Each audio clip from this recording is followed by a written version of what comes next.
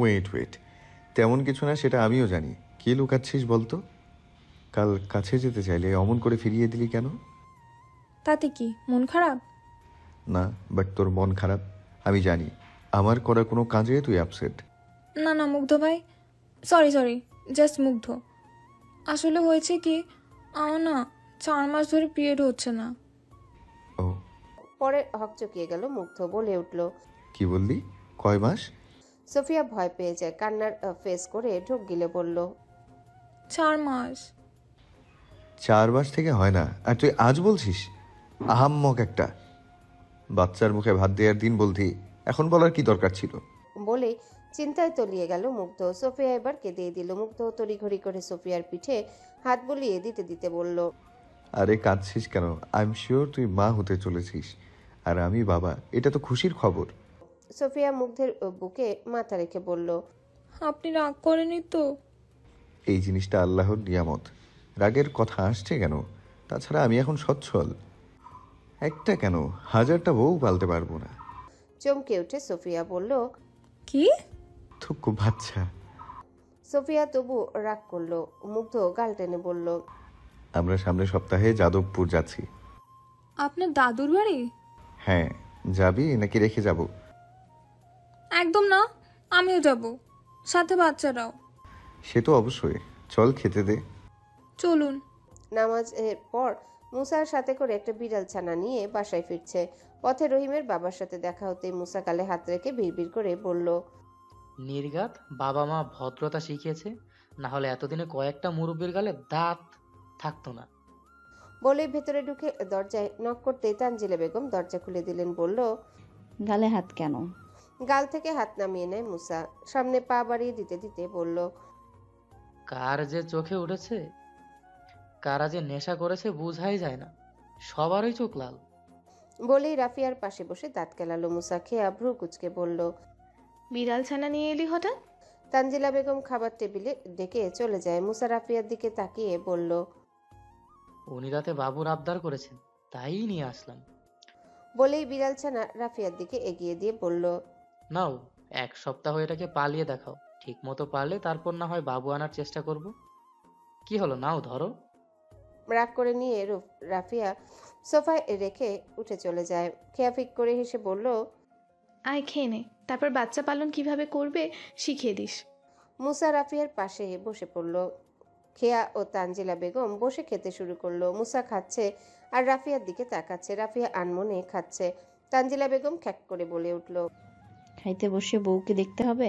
এমন ভাবে দেখছো মনে হয় 1000 বছর পরে দেখছো। বউ তো আমারই আন্টি, আমি দেখবো না তো পাশের বাড়ির মন্টু এসে দেখবে? খেয়া হাসলেও রাফিয়ার কোনো হেলদোল দেখলো না। মুসা একটু হেলে ফিসফিস করে বলল, বউ, তুমি কি ঘুম এসে পড়েছো? রাফিয়া রাগান্বিত চোখে তাকালো। মুসা হাসলো। তানজিলা ও খেয়া ঠোঁট টিপে হেসে খাওয়ায় মন দিল। মুসাফির ফিসফিস করে বলল, রাগ করো না বউ, খাওয়া শেষে রুমে চলে ভালোবাসা দিচ্ছি। চুপচাপ খাবে নাকি উঠে চলে যাব? খাও খাও লক্ষ্মীটি আমার। কথা ঘুরাতে খেয়া বলে উঠল, কি মুসা? আচ্ছা, এই মুসা শোন, আমাকে একটু আচার এনে দিস তো। বাইরের খাবার খাওয়া কোনো দরকার নেই, বরং মুসা তুমি জলপাই অথবা আমড়া বা তেঁতুল পেলে নিয়ে আসিও, আমি আচার বানিয়ে দেব। ঠিক আছে আন্টি। এখন চুপচাপ খাও। সে খাচ্ছি, বাট দেখছি আজ রাতেই বাবুয়ানের মিশনে নামা লাগবে। বউ যেভাবে গলা ফুলিয়ে আছে, কখন না জানি অ্যাটম বোমা ফাটে। রাফিয়া রাগান্বিত ও চোখে ফের তাকালো। মুসা দাঁত কেলিয়ে হাসলো। তানজিলা বেগম এবার ধমক দিয়ে মুসাকে চুপ থাকতে বলল। বিকালের গধূলির আলোয় ছাদের ছায়াতলে বসে আছে খেয়া। অপেক্ষা কখন তারিফ কল দিবে। রাতে কত রকম কথা বলে বুঝিয়ে রেখেছে। খেয়া বুঝতে পারলো তারিফ সেখানে থাকতে পারবে না। ফোন ভাইব্রেশনে খেয়া চোখের সামনে নিতেই দেখলো তারিফ। ঠোঁট এলিয়ে হাসলো। রিসিভ করে সামনে ধরতে তারিফ বলল, শরীর কেমন আছে? ভালো, তোমার কি অবস্থা? ঘাড় চুলকে তারিফ বলল। দেখি পেটটা, বাবুকে দেখি। খেয়া প্রাণবন্ত হাসলো, বলল, সবে 1.5 মাস মশাই, 6 মাস না হওয়া পর্যন্ত পেট বোঝা যাবে না। তুই বেশি পক পক না করে যা বললাম তাই কর। খেয়া মন খারাপ করে পেট দেখাতে তারিফ হকচকিয়ে গেল, বলল, এই গাধি। খেয়া তাকালো, কথা না বলে তাকিয়ে রইল। তারিফ বলল। মন খারাপ করলে? খেয়া মাথা নাড়িয়ে না বুঝালেও যে খেয়ার মন খারাপ করেছে তারিফ বুঝলো। বলল, বাইরে তুই সেটা বললি না। কেউ এসে পড়লে কথায় কথায় মন খারাপের অভ্যাসটা গেল না, বুদ্ধিও বাড়লো না। খেয়া ফের মন খারাপ করে চিবুক নামিয়ে নেয়। তারিফ বলে উঠল, টাকা আমার দিকে। খেয়া কই টাকা না প্লিজ, দেখি তোর বিয়ের দাঁত উঠেছে কিনা। খেয়া তাকালো, হেসে ফেললো সহসা। বলল, বিদেশ গিয়ে বুদ্ধির জট খুলেছে নাকি? বাসায় তো সারাদিন হ্যাবলার মতো থাকতে। আমি হ্যাবলা? তো নয়তো কি, এমনিতেই একটু মোটা, তার উপর পরো লুঙ্গি আর স্যান্ডো গেঞ্জি, পা চালচালায় দিয়ে রিমোট হাতে নিয়ে বসে পড়ো, একেবারে মেজাজ বিগড়ে যায় আমার। তারিফ হাসলো, থেমে বলল, মশার কি অবস্থা? চাকরির জন্য চেষ্টা করছে, তাছাড়া ভালো আছে দুজনে। মা কেমন আছে? ভালো। একটা সারপ্রাইজ দিলে কেমন হয়? কি সারপ্রাইজ? বললে আবার সারপ্রাইজ থাকলো? পুরো যখন বলবেই না, অর্ধেক কেন বলো? ঘরে যা, কেন? দেখবো। কি দেখবা? তোমার পেটে আমার বাবু। খেয়া হাসলো, যাচ্ছি বলে উঠে দাঁড়ালো। অডিও কলে নিয়ে কথা বলতে বলতে নেমে গেল ছাদ থেকে। মুসা আচমকে এসে উপস্থিত সোফিয়াদের বাসায়। মুগ্ধ ও মাহিন তখনও ঘুমে। মুসা হাসলো, আয়েশাকে কোলে নিয়ে বলল, কেমন আছো মামুনি? আয়েশা দাঁত কেলি হেসে বলল, আলহামদুলিল্লাহ। মামা, তুমি তো কেমন আছো? হে, সামনের দাঁত তো পড়ে গেছে। দি মামা পলে গেতে। তোমার কি কথা বলার ধরন ঠিক হবে না? না, কি গব্বের কথা, কি সুন্দর আবার বলে না। খিলখিল করে হেসে উঠে আয়েশা। সোফিয়া মুচকি হেসে বলল, বস, আসছি। হ্যাঁ, তাড়াতাড়ি নিয়ে আয়, খিদায় পেটে ঈদও দৌড়াচ্ছে। সোফিয়া পিছনে ফিরে তাকায়। মুসা দাঁত কেলিয়ে বলল, কি দেখছিস? খাবার আনতেই তো যাচ্ছিস, আমি একটু তাড়া দিলাম, এই আর কি। ভালো হলি না। বলেই চলে যায় সোফিয়া। মুসা বলে উঠল, খারাপ ছিলাম কবে? পরক্ষণে আয়েশাকে বলল। তোমার জন্য গিফট আছে। উচ্ছ্বসিত হয়ে আয়েশা বলল, দাও দাও, তাড়াতাড়ি দাও। মুসা চকচকে নতুন 1,000 নোট বের করলো, লম্বালম্বি মুড়িয়ে নিয়ে বলল, তুমি যদি টাকাটা সামনের দাঁত দিয়ে কামড়ে নিতে পারো, টাকাটা তোমার। মুসা হাসলো অনেকক্ষণ। এদিকে আয়েশা মুখ গোমরা করে তাকিয়ে আছে। এই বুঝি খেতে দেয়। মুসা তাড়াহুড়ো করে চকচকে 100 টাকার নোট ধরিয়ে দিয়ে বলল, কেঁদো না মা, যাওয়ার সময় আরো দিয়ে যাব। আয়েশা খুশি মনে টাকা নিয়ে দে দৌড় সোজা মাহিনের রুমে। সোফিয়া হালকা পাতলা নাস্তা নিয়ে আসে। মুসা হাত বাড়িয়ে নিতে সোফিয়া থামিয়ে দেয়। মিষ্টির বাটি তুলে চামচে নিয়ে বলল, নে, আগে মিষ্টি মুখ কর। আগে বলো কেন? আমি মা হতে যাচ্ছি। প্রাণবন্ত হাসলো সোফিয়া। মুসা ভ্রু কুচকে তাকিয়ে আছে, মনে মনে বলল, এরা পাঙ্গা নিয়েছে নাকি? তারিফের বউও প্রেগনেন্ট, এদিকে দেখি তার এক্সও প্রেগনেন্ট। মিষ্টি মুখে নিয়ে খেতে খেতে মুসা বলল, ওদিকে খেয়াটাও প্রেগনেন্ট। কি বলিস? সত্যি? কয় মাস? আমাকে কি তোর জ্যোতিষী মনে হয় নাকি, খেয়ার ভাতার? এমন বলছিস কেন? মিছে মিছে কাদো গলায় বলল, বলবো না, তুইও প্রেগনেন্ট, খেয়াও প্রেগনেন্ট, এদিকে মাসটাও ডেলিভারির পর্যায়ে। এক ধাপ পিছিয়ে রইল শুধু আমার বউ। শালা জীবন যুদ্ধে হেরে গেলাম। সোফিয়া চশমা ঠিক করে নাক কুচকে বলল, মাসের ডেলিভারি মানে? 10 মাস 10 তারিখ চলছে। তারপরও না বুঝে থাকলে আর প্রশ্ন করিস না, শান্তিতে খেতে দে। মুসা খাওয়ায় মন দিল। সোফিয়া তলিয়ে গেল মহাচিন্তায়। গ্রামের সন্ধ্যা মানে নিয়ে আসে সাথে নিয়ে অদ্ভুত এক আশঙ্কা। গধূলির রক্তিম আকাশের নিচে যখন চারিপাশে নেমে আসে অন্ধকার, তখন সবকিছুই যেন বদলে যায়। সবার মনে ভাসে ভৌতিক শব্দগুলো, দূরের কোনো হুঙ্কার কিংবা বাতাসে ভেসে আসা অজানা আওয়াজ। সবকিছু এক অস্বস্তিকর অনুভূতি তৈরি করে সন্ধ্যার গ্রাম বাংলা মানুষের মনে। গ্রামের নিস্তব্ধতা যখন ভেঙে যায়, তখন তাদের মনের মধ্যে একটা ভয় জাগে। সন্ধ্যার সময় পাশের পুরনো বাড়ির ছায়া বা বাঁশের কুটিরের অন্ধকার গলিতে তাকানো তো দূর, বের হতেই চায় না। তারা ভাবে সেসব এক অদৃশ্য প্রতিপক্ষের উপস্থিতি বোধ হয়। সেই ভয় একদিকে করে দেয় মনকে, অন্যদিকে আবার সেই ভয়াবহ অনুভূতির রহস্যের আকর্ষণও দেয়। তাই গ্রাম বাংলার মানুষের সন্ধ্যার পর আর বাইরে যায় না। পুরাতন এক দোতলা বাড়ির চারিপাশে দেয়াল ঘেরা, মাঝখানটা আঙিনা আকৃতির। মূলত এখানে যৌথ পরিবার বসবাস করে। দোতলার এক কোণার ঘরে নিভু নিভু হারিকেন জ্বলছে। গ্রামে সন্ধ্যা হলে কারেন্ট চলে যায় নিত্যদিন। যাতায় সুপারি কাটছে সাইমুনা বেগম। পাশে কেদারায় গায়ে নিয়ে ঢুলছে এসারউদ্দিন চৌকিদার। সাইমুনা বেগম বললেন, মুগ্ধ আইব তো? কইছে তো আইব, না আইলে এবার আমি জমু। সেই করেন, মায়াটা দিন দিন কেমন হইয়া যাইতেছে। হ, আনিকারে নেয়াই তো মহাচিন্তায় আছি। মাইয়াটা অল্প বয়সে বিধবা হইল, যে কারো হাতে তুইলা দিতেও মন কৌকায়। আমার বিশ্বাস মুগ্ধ আপনার কথা ফেলতো না, রাখবো। না রাখলেও যে কইরা হোক আনিকারে মুগ্ধের হাতে তুলন লাগবই। হ, সাওয়াল দুটো মা পাইব, আনিকার এখন ঘরও হইব। ল্যান পান। হও, দোয়া কইর ভালোভাবে যেন কাজটা হইয়া যায়। সে আর কখন লাগবো? পান চেপে মননে বস করলেন এসারউদ্দিন। সাইমুনা বেগম দরজা ভিড়িয়ে শোয়ার প্রস্তুতি নিতে লাগলেন। সকাল সকাল মুসা ঘুম থেকে উঠেই ফোন নিয়ে ব্যস্ত। রাফিয়া গোসল সেরে তোয়ালের চুলে পেঁচিয়ে বের হয়ে আসে। মুসাকে এখনো শুয়ে থাকতে দেখে রাফিয়া কিঞ্চিত রেগে যায়। কোমরে হাত দিয়ে বলল, কি করছো? কি ফোনে শুনি? মা বাজারে যেতে বললো না? উঠো, গোসল সেরে তবেই যাও। বাজার পরে আগে গেম। গেম কিসের? মুহূর্তেই চটে গেল রাফিয়া, রাগান্বিত হয়ে বলল, নিশ্চয় আবার ফ্রি ফায়ার শুরু করেছ? কথা তো রাখলে না, কথা কি মুখ দিয়ে বলো নাকি? পিছন দিয়ে বলেছি, হয়েছে? ডোন্ট ডিস্টার্ব মি বউ, লেভেলে আছি। তুমি ফ্রি ফায়ার ছাড়বে না? বেশি বকো, আমি বেবি সিস্টার কেয়ার গেম খেলছি। ভ্রু উঁচিয়ে তাকালো রাফিয়া। দু কদম এগিয়ে আসে হকচকিয়ে বলল, বেবি কেয়ার গেম মানে? বাচ্চার যত্ন নেওয়ার প্রশিক্ষণ নিচ্ছি, দয়া করে চুপ থাকো। আই এম শিওর বাচ্চা খুব শীঘ্রই আসছে। ম্যাচ ভালো খেলেছি। কথায় আছে না, গাছে কাঁঠাল মুখে তেল। বিড়বিড় করে কথাটা বলে মুখে বলল। মনে মনে মুসা বলল, সেসব তো কাজ আমার, তুমি প্রশিক্ষণ নিয়ে কি করবা? হুম, কত যে করবে সে তো আমি জানি। আমার কোলেই দিয়ে কথায় যে উধাও হয়ে যাবে নিজেই জানবে না। আর উনি নিবে বাচ্চার কেয়ার, নিজের কেয়ার নিতেই জানে না। আর আসছে। কি হলো, কিছু বলছো না যে? বিরক্ত হয়ে মুসা বলল, আরে বাবা, কয়েন পাবো। বাপকানা দেখে মনে হচ্ছে সোনার কয়েন পাচ্ছে। সোনারই তো, বাট এই আর কি, এসব এমন সোনা যার বাজারে কোনো মূল্য নেই।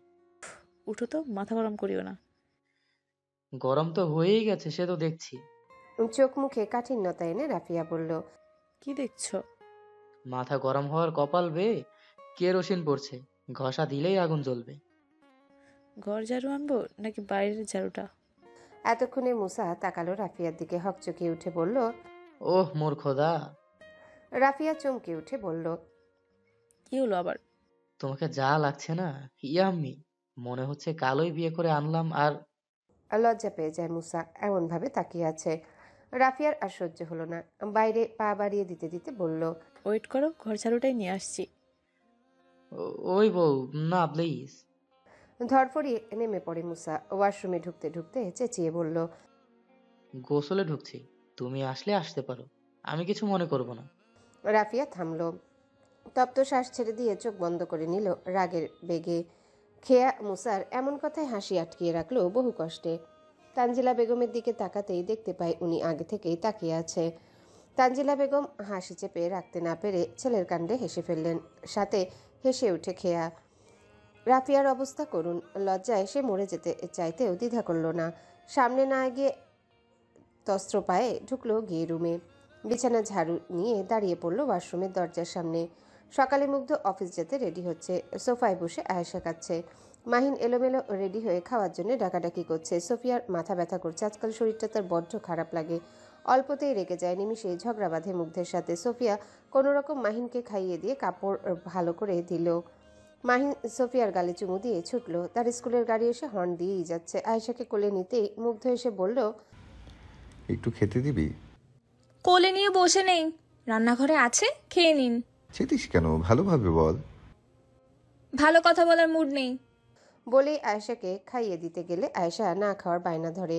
মুগ্ধ নিজে গিয়ে খাবার নিয়ে আসলো। সোফিয়া ধমকের সুরে বলল, খাবে নাকি বাসা থেকে চলে যাব? আয়েশা ঠোঁট উল্টিয়ে বলল, দাও দাও। মুগ্ধ খাবার মুখে দিয়ে বলল। আজকাল এত কথায় কথায় রেগে যাস কেন? সোফিয়া আয়েশাকে বসিয়ে দিয়ে রাগান্বিত হয়ে বলল, হতে তো চেয়েছিলাম শাবানা, বাট আপনি রিনা খানি ডিজার্ভ করেন। বাম হাতের বৃদ্ধাঙ্গুল দিয়ে কপাল চুলকে বলল, বাট সাবানা তো চশমা পড়তো না। আমি আসলে তোকে ডিজার্ভ করি।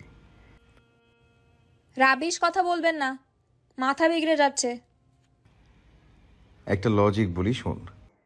বলেই বাকি খাবারটুকু গিলেই বলল, তোর বান্ধবী 4 বছর বিসিএস করেও চাকরি পেল, এদিকে তোর বন্ধু 4 মাসের IELTS পড়ে বিদেশে গিয়ে ডলার কামাচ্ছে। বলতো জীবন যুদ্ধ থেকে এগিয়ে। কি আবার আমার বন্ধু তারিফ? হাসলো মুগ্ধ, পানি খেয়ে বলল, দুজনের কেউই না, এগিয়ে আছিস তুই। কারণ বিয়াত্তা এক্সকে বিয়ে করে রেডিমেড 2টা বাচ্চা পেলি, সাথে সরকারি চাকরিওয়ালা বল, আবার একটা পেটেও নিয়ে ঘুরছিস। শেষ কথাখানা মুগ্ধ ধীরেই বলল। সোফিয়া কিঞ্চিত রেগে গিয়ে বলল, ফাজিল লোক সবসময় ফালতু কথা বলতে থাকে। সব দোষ মুগ্ধ ঘোষ। থাক, গেলাম, সাবধানে থাকিস। পৌঁছে ফোন দিয়েন। বলেই আয়েশাকে নিয়ে চলে যেতেই মুগ্ধ বলে উঠল। শোন। সোফিয়া পিছনে ফিরে তাকায়। আয়েশা ঠোঁট এলিয়ে হেসে বলল, মা, বাবা মনে হয় বাবা তোমার গালে চুমু দিবে। বলেই ফের হাত দিয়ে মুখ ঢেকে হাসলো আয়েশা। সোফিয়া রেগে বলল, বেশি বেশি না? আর আপনি অমন ঢ্যামনার মতো তাকিয়ে আছেন কেন? কি বলবেন বলুন। মুগ্ধ ও পিছনে মাথা চুলকে বলল, বলছিলাম যে ইয়ে সূচনায় কে ছিল সেটা বিষয় না, উপসংহারে যে থাকবে সবটুকু ভালোবাসা তার জন্য। বলেই মুচকি হেসে চলে যায় মুগ্ধ। সোফিয়া অবাক হয়ে যায়, মনের মধ্যে জেগে ওঠে খুশির ঝলকানি। আয়েশা বলে উঠল, বাবা কি তোমারে ভালোবাসার কথা বললো মা? ঘোর কাটে সোফিয়ার। আয়েশার দিকে তাকিয়ে খুশিতে তার গালে পটাপট চুমু দিয়ে বলল, না গো, ভালোবাসার কথা বোঝালো। এদিকে রাফিয়ার সাথে মুসার এক প্রকার ঝগড়া হয়ে গেছে, যাকে বলে তিল থেকে তাল। শুরু হয় বেহায়াপনা নিয়ে, তারপর বউ, বাচ্চা, আকাম্মা ও পরিবারের কথায় এসে দুজনে থেমে যায়।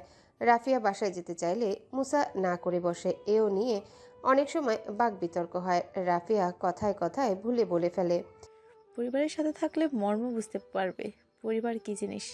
এতে মনক্ষুণ্ণ হয় মুসার। বুক চিরে বেরিয়ে আসে দীর্ঘ নিঃশ্বাস, চোখে টলমলে উঠে পানি।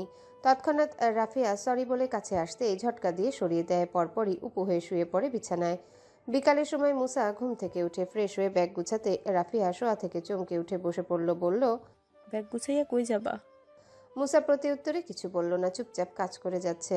রাফিয়া নামলো, সামনে এসে দাঁড়াতে মুসা ক্যাটক্যাট গলায় বলল, আমাকে বুঝাতে বা থামাতে আসলে আচ্ছা আমাকে বুঝাতে বা থামাতে আসলে কিন্তু এবার গায়ে হাত তুলবো। আর আমি গায়ে হাত তুলে আয়েশা না মেয়েটা পর্যন্ত, আয়েশ নামেটা পর্যন্ত থামি না। সো দূরে থাকো। বলেই গায়ে টি শার্ট খুলে ছুঁড়ে মারল।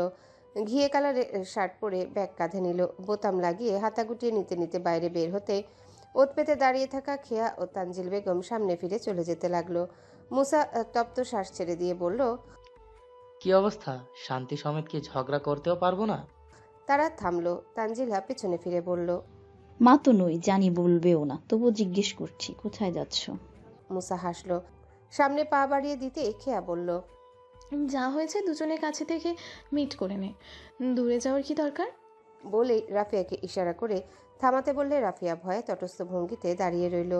মুসা হেসে বলল, পরিবারের কাছে যাচ্ছি। গলা আটকে আসে মুসার। ছ্যাত করে উঠল রাফিয়ার বুক। এগিয়ে আসতেও ভয়ে আবারও দাঁড়িয়ে পড়ল।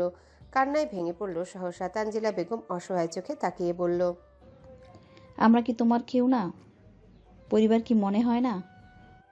তোমার আমার সবকিছু, পরিবারের অর্ধেক। বাট আজ একটু মা বাবা বোনের কথা খুব মনে পড়ছে, তাই যাদবপুর যাচ্ছি। শীঘ্রই ফিরবো। আমাকে ফোন দিয়ে যেন ডিস্টার্ব না করে কেউ। শেষ কথাটি যে রাফিয়াকে উদ্দেশ্য করে বলা, সে রাফিয়া ঠের বুঝতে পারল। কান্না ভুলে অবাক হয়ে শুধু চেয়েই রইল। মুসা আর দাঁড়ালো না, না তাকালো কারো দিকে। মনের মধ্যে কষ্টের ঢেউ সামলে বেরিয়ে পড়ল বাসা থেকে। সহসায় রাফিয়া ধীর পায়ে এগিয়ে যায়। মুসা গেটের বাইরে এসে গাড়ির জন্য দাঁড়িয়ে পড়ল। রাফিয়া নিঃশব্দে এসে দাঁড়ালো গেটের কাছে। খেয়া ও তানজিল বেগম দাঁড়িয়ে পড়ল সদর দরজায়। ফোন করে কাউকে জায়গার নাম বলে দাঁড়িয়ে থাকলো মুসা। তহিদুল নামের এক ছেলে রাফিয়াকে আর চোখে দেখে মুসাকে বলল, কোথায় যাচ্ছ ব্রো? মুসা তহিদুলকে আগাগোড়া দেখে ভ্রু টান টান করে বলল, কখনো তো কথা বলো না আগ বাড়িয়ে। যেই দেখেছো ঘরে সুন্দরী বউ অমনি তেল মারতে প্রস্তুত। তা মরার জন্য যমদূতের কাছে অ্যাপ্লাই করতে যাচ্ছি। কিছু হলে আমার বউটাকে দেখিও। কি খুশি? তহিদুল বুঝলো মুসার মাথা গরম আছে, উদম কেলানি খাওয়ার আগে ভাগতে হবে। এই ছেলের মুখের সাথে হাতও চলে, যেই ভাবা সেই কাজ। সুরসুর করে মাথা নামিয়ে চলে যায় তহিদুল। রাফিয়ার এবার হাসি পেল। মুসার এমন চলে যাওয়া নিয়ে খুবই মন খারাপ, কিছু বলতেও পারছে না। যদি সত্যি মারে তখন মা বাবা শুনলে নিশ্চয়ই খোঁটা দিবে। কর আরও প্রেম করে বিয়ে, যা হচ্ছে হোক, আমিও দেখব। কতকাল কথা না বলে থাকেন। মাকে বলে আজই আমিও বাড়ি চলে যাব। মুসার সামনে এসে দাঁড়ালো এক লেডি বাইকার। হুশ হয় রাফিয়ার, হকচকিয়ে তাকালো হা মেলে। মেয়েটাও হেলমেটের সামনে তুলে বলল, কই যাবেন? কাজী অফিস। বলেই উঠে বসলো। তখনই চোখে পড়ল রাফিয়াকে, কেমন চমকানো চোখে তাকিয়ে আছে, সাথে হিংস্রতা। মুসা ভিতরে ভিতরে হাসলো, ভাবলো অর্ধেকটা পুড়ে গেছে মনে হয়, বাকিটা পুড়তে আরেকটু লাগবে। গলা খাকারি দিয়ে মেয়েটার গায়ের সাথে ঘেঁষে বসতে বসতে বলল, কাজী অফিস গিয়ে আপনাকেই কিন্তু বিয়ে করব। কাবিননামা কত নিবেন? বিচক্ষণ মেয়েটি রাফিয়াকে দেখে যা বুঝার বুঝলো। সে কেমন কটমট চোখে তাকিয়ে আছে, মনে হচ্ছে আমাকে সামনে পেলে চিরে ছাদে মেলে দিত শুকাতে। মেয়েটি মুচকি হেসে বলল, কত শত লাগবে না, কাবিন নামায় লিখিত দিয়ে যে বিচ্ছেদের পর কাবিন হিসেবে আমি যেন আপনাকে পাই। বলেই বাইক স্টার্ট দিয়ে চলে যায়। এক পলক দেখলো মুসা, রাফিয়ার চোখে জল জমেছে। মুসা হাসলো, ভাবলো পরে ফোন দিয়ে কথা বলে নিবে। রাফিয়া দৌড়ে আসে। তানজিলা বেগম কিছু বলার আগে রাফিয়া কাদো গলায় বলে, প্রশ্ন করবেন না মা, আর জেরাও করবেন না, দয়া করে আমাকে বাসায় পাঠানোর ব্যবস্থা করুন। বলেই ফের দৌড়ে চলে যায় রাফিয়া। খেয়া ও তানজিলা বেগম অসহায় চোখে নজর বিনিময় করলো। তানজিলা বেগম খেয়াকে বলল, ওর বাসায় কল দিয়ে দাও তো, কথা বলি। জি আম্মা, ভিতরে আসুন। দাদুটা আবার কে? কার দাদু? কবে জন্ম নিল? মাহিনের এমন কথায় সোফিয়া চশমা ঠেলে নাক কুচকে বলল। মাথা ঠিক আছে তোমার? আয়েশা ফিক করে হেসে বলল, পাবনার টিকিট কাটতে হবে মা? মাহিনের মুখ আঁচলে মুছে দিয়ে সোফিয়া বলল, সেই তো দেখছি। মাহিন আয়েশ ভঙ্গিতে গায়ে এলিয়ে দিয়ে বলল, দাদু ডাকটা কখনো শুনিনি তো তাই। সোফিয়া বুঝলো মাহিন এর কষ্টে হয়তো এই কথা বলছে, তাই কথা ঘুরিয়ে নিতে বলল, তোমার বাবার দাদু, মানে হলো তোমার বাবার বাবার বাপ। খিলখিল করে হাসলো আয়েশা। মাহিন মাথায় মেরে বলল, শাকচুন্নির মতো হাঁটছিস কেন? আয়েশা মাথায় হাত দিয়ে কাঁদো কাঁদো হয়ে বলল, মা, ও মা, মাতিন ভাইয়ের মারলো। সোফিয়া চশমা ঠেলে মাহিনকে বলল, দিন দিন অভদ্র হয়ে যাচ্ছ মাহিন। আজ ভদ্র বলে এই কথা শুনতে হচ্ছে। ইস, কি ভদ্র আমার। চুপচাপ থাকো, আমি বই খাতা নিয়ে আসছি। ভদ্র বলেই তো মানুষের টেরা কথা তো হাসি। পা থেমে যায় সোফিয়ার। ভ্রু টান টান করে বলল, তো কি করতে শুনি? আমি হেসেই উড়েই দিই, কারণ এতটুকু হাত দিয়ে তো আর থাপ্পড় মেরে উঠতে পারি না। হোঁচট খেলো সোফিয়া। এ তো দেখছি মামাকা ভাগনা। আর কথা না বলে রুমে চলে যায়। ব্যাগ হাতে নিতে চেঁচামেচি শুনে দৌড়ে এসে থ মেরে তাকায়। দ্রুত হেঁটে এসে বলল, কি করছিস কি তোরা? এই জন্যই তোদের একসাথে রাখি না। মাহিন খামচে ধরে আছে আয়েশার চুলের ছুটি, আর আয়েশা খামচে ধরে আছে মাহিনের সিল্কি চুল। সোফিয়া ব্যস্ত হয়ে তাদের হাত ছাড়িয়ে নেওয়ার চেষ্টা করছে, তো ওরা আরো শক্ত করে ধরছে। এদিকে আয়েশা ব্যথায় কান্না করছে, তবুও চুল ছাড়ছে না। তাদের দুজনের কথা ও আগে ছেড়ে দিক। পুরানো ঘর, ধুলোবালি ভরে থাকা অনেকটা একটি অতীতের ছোঁয়া নিয়ে আসে। এই ধরনের ঘরগুলোতে সাধারণত সময় থমকে থাকে। সেখানে এক সময় অনেক গল্প হয়েছিল। ধুলোবালি সাধারণত পুরনো জিনিসের উপর জমে থাকে, যা তাদের ইতিহাসের সাক্ষী হয়ে দাঁড়ায়। এই ঘরগুলোতে প্রবেশ করলে আমরা কল্পনার জগতে হারিয়ে যেতে পারি, যেন সময়ের অতীতে পাড়ি দিচ্ছি। এর ধুলোবালি এবং পুরনো স্মৃতিগুলো আমাদের অনুভূতিকে একটা নস্টালজিক অনুভূতি সৃষ্টি করে। মুসা তার বাড়ির ভেতরে, সন্ধ্যা হয়ে গেছে প্রায়। ফোনের ফ্ল্যাশ জ্বালিয়ে ঘরগুলো ঘুরে ঘুরে দেখছে। কত শত স্মৃতি। বুকটা মোচড় দিয়ে উঠল সহসা। গাল বেয়ে গড়িয়ে পড়ছে পানি। কত সুখের সংসার ছিল তার মায়ের, সব আগলে নিত দু হাতে। বোনটা এমন না করলে আজ সুখের সংসারটা জ্যান্ত থাকতো। বোন আর মুগ্ধকে দোষ দিয়ে কি করব, ভাগ্যে যা থাকে তা তো হবেই। মুসার চাচি মুসলিমা বেগম কুয়ো থেকে পানি নিতে এসে দেখে ভাঙা ঘরে আলো জ্বলছে। আবার পুরুষের অবয়ব, ভাবলো চোর হয়তো ঢুকেছে। চেঁচিয়ে উঠল, সহসা বলে উঠল, ও রহিতা, তোর বাপরে ডাক, মোসাদার ভাঙা ঘরে চোর ঢুকছে। সহসা রহিতা ও তার বাপ মাজেদুল বেরিয়ে আসে। ভাঙা ঘর থেকে বেরিয়ে আসে মুসাও। সে ফোনের ফ্ল্যাশ রহিতার মুখের উপর ধরতেই মুসলেমা খ্যাক করে বলে উঠল, ওরে চোর বেডা, নজর দেহি আমার মাইয়ার উপর। ও রহিতার বাপ, তাকায় আসো কেন? ধরো, বান্ধো, গ্রামের লোক জড়ো করো। সন্দেহের বশে মাজেদুল সাহেব মুসার দিকে টর্চ ধরে বলল, ও তো আমাদের মূষা। মুসলিম বেগম দাঁতে জিভ কাটলেন। রহিতা তো বেজায় খুশি। মুসলিমা বেগম বললেন, তুই আইসোস কবি না? তা এতদিন পর কি মনে করে বাজান? কি লাইগা আবার? নিশ্চয়ই আমায় বিয়া করবার লাইগা আইছে। মনে মনে বলল রহিতা। খুশিতে তার অবস্থা বেসামাল। মুসা রহিতার চোখের ভাষা বুঝলো। পরক্ষণে চাচার দিকে তাকিয়ে বলল, আসলাম আর কি, মা বাবার কবর জিয়ারত করে চলে যাব। আজই যাবি? আজ থাক বাজান, কাল সকালে যাইও। বাপের কথায় তাল মিলিয়ে রহিতা বলল, হ মুসা ভাই, থাকো, আমার ঘরে থাইকো। আয় বাজান আয়। মুসলিমা বেগম ও মাজেদুল সামনে পা বাড়িয়ে দেয়। মুসা পিছন পিছন পা বাড়িয়ে দিতেই রহিতা কনুই ধরে বলল, আমি না দুধের ফিটা ভালো বানাইতে পারি। হাত ছাড়, আমার বউ শুনলে খুব মারবে। হাত ছাড়িয়ে নিয়ে চলে যায় মুসা। রহিতা বাকশূন্য হয়ে হতবিহবলের মতো তাকিয়ে রইল। পরক্ষণে তেজ নিয়ে এগিয়ে এসে বলল, আমার ঘরে আসার চেষ্টাও করবেন না। আসছেন তো ঠ্যাং ভেঙে গলায় ছড়িয়ে দিব। বলেই রহিতা নিজের ঘরে চলে যায়। মুসলিমা বেগম দাঁতে জিহবা কেটে বলল, মায়াডারে মেজাজ খুব চড়া, কথায় কথায় রাগিয়া যায়, কিছু করণীয় যায় না, কিছু মনে করিও না। না না চাচি, কিছু মনে করি নাই। ও কোন ক্লাসে পড়ে? এবার আইয়া দিবে। ঘরের দিকে ঢুকতে ঢুকতে মুসা বলল, কারেন্ট নাই। বলিস না মা আর বাপ, সন্ধ্যার পরপরই চলে যাই, আসার নাম নেই। মাজেদুল সাহেব বেরিয়ে পড়লেন বাজারের দিকে। পরক্ষণে রহিতা আসে। মুসা এক পলক দেখে মনে মনে হাসলো। চেয়ারে বসতেই বিদঘুটে শব্দ হতেই মুসা বলে উঠল, মনে হচ্ছে আমি ভূতের মহলে, ভূতের রাজ সিংহাসনে বসলাম। রহিতা ফিক করে হাসলো। মুসলেমা পানির মগ এগিয়ে দিয়ে বলল, কারেন্টটা দে আল্লাহ। মুসা ফিচেল হেসে বলল, আল্লাহ কারেন্ট তো দিয়েই রাখছে, আর কত দিবে? রহিতা আবারও হাসলো। মুসলেমা বেগম আমতা আমতা করে বলল, কারেন্টওয়ালা আর কি, কারেন্টওয়ালারও জুতা দিয়ে পিটাতে ইচ্ছা করে। গলায় পানি আটকে গেল। কাশতে লাগলে রহিতা এগিয়ে যাবেই কি যেন ভেবে দাঁড়িয়ে পড়ল। বলল, আপনি তো আবার বিবাহিত, ছোঁয়া যাবে না। আপনার বউয়ের গায়ে আবার ফুসকা পড়বে। মুসা মলিন হাসলো। মুসলেমার দিকে তাকিয়ে বলল, এই বাসার কারেন্টওয়ালা তো আপনিই চাচি। চাচি না বুঝুক রহিতা বুঝলো। জোর করে হাসতেই মুসলিমা বেগম ঝাড়ি দিতে ফের রাগ দেখিয়ে চলে যায় সে। মুসা সহসা বিড়বিড় করে বলল, মরিচের যা দাম, স্বামী বেঁচে যাবে, কারণ সে তো নিজেই একটা ঝাঁঝালো মরিচ। গ্রামের মেঠো পথ দিয়ে মুগ্ধের গাড়ি ছুটছে। চারিপাশে গাছের ছায়া, পাখির গান আর সূর্যের আলো মাটিতে পড়ছে। সেই পরিবেশে মনে হয় যেন প্রকৃতি নিজেই প্রেমের সুর গাইছে। গাড়ির জানালায় মাথা বের করে হাওয়ার সাথে পাল্লা দিচ্ছে সোফিয়া। যদিও মন তার ভীষণ খারাপ, যেন সারা পৃথিবী থেমে গেছে তার মন খারাপের জন্য। রাফিয়া, মাহিন ও আয়েশার সাথে খুনসুটিতে ব্যস্ত। মুসা যে আজও ফেরেনি মুগ্ধ জানতে পেরে রাফিয়াকে ডেকে নেয়। ঠিক তখনই সোফিয়া জানতে পারে মৃধাদের বাসা যাদবপুরে। সেখানে মুগ্ধ ও মৃধার প্রণয় ঘটে।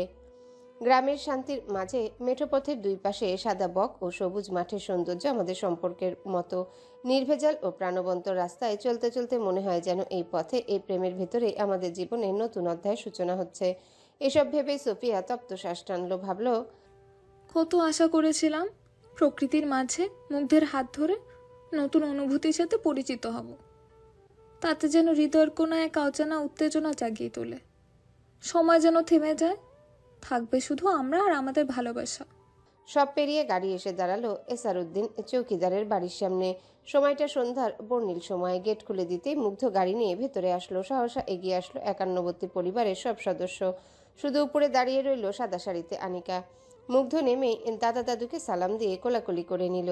পিছন থেকে নেমে আসে রাফিয়া, মাহিন ও আয়েশা। সবাই একটু চমকে যায়। পরক্ষণে সোফিয়াকে দেখে চমকে ওঠে সকলে। সাইমুনা তো হতবিহবল হয়ে মনে মনে বলল, 2 বাচ্চার লাগি 2টা বিয়া করছে নাকি? মুগ্ধ প্রাণবন্ত হেসে বলল, ও সোফিয়া আমার স্ত্রী, চিনেছেন দাদু? চশমা ঠেলে দাদু বললেন, হ্যাঁ, তোমার মামার মেয়ে। জি, ও রাফিয়া, সোফিয়ার মামাতো বোন। এসারউদ্দিনের দিকে সহসায় কটমট চোখে তাকালো সাইমুনা বেগম। আঁচলে মুখ ঢেকে চলে গেলেন। মুগ্ধ হতবাক। সোফিয়াকে সবাই উৎসুক নয়নে দেখছে। সোফিয়া সালাম দিল। পরপরই আনিকার মা বাবা ও ছোট বোন আহানা মুখ বাঁকিয়ে চলে যায় বাকিরা। রইল শুধু এসারউদ্দিন চৌকিদার ও মুগ্ধের বিধবা বড় চাচি, তিনি নিঃসন্তান। এসারউদ্দিন চৌকিদার মমতাকে ওদের ঘরে দিতে বলে চলে যায়। মমতা হাসি মুখে এগিয়ে আসে মুগ্ধের দিকে, গালে হাত ছুঁয়ে দিয়ে বলল, হ্যালো বন্ধুরা, পরবর্তী পার্ট খুব তাড়াতাড়ি আসবে, তো সবাই অপেক্ষায় থাকো। আর চ্যানেলটি যারা এখনো সাবস্ক্রাইব করোনি তারা পরবর্তী পার্ট দেখার জন্য চ্যানেলটি সাবস্ক্রাইব করে রেখো। ধন্যবাদ সবাইকে, আমাদের সাথেই থেকো।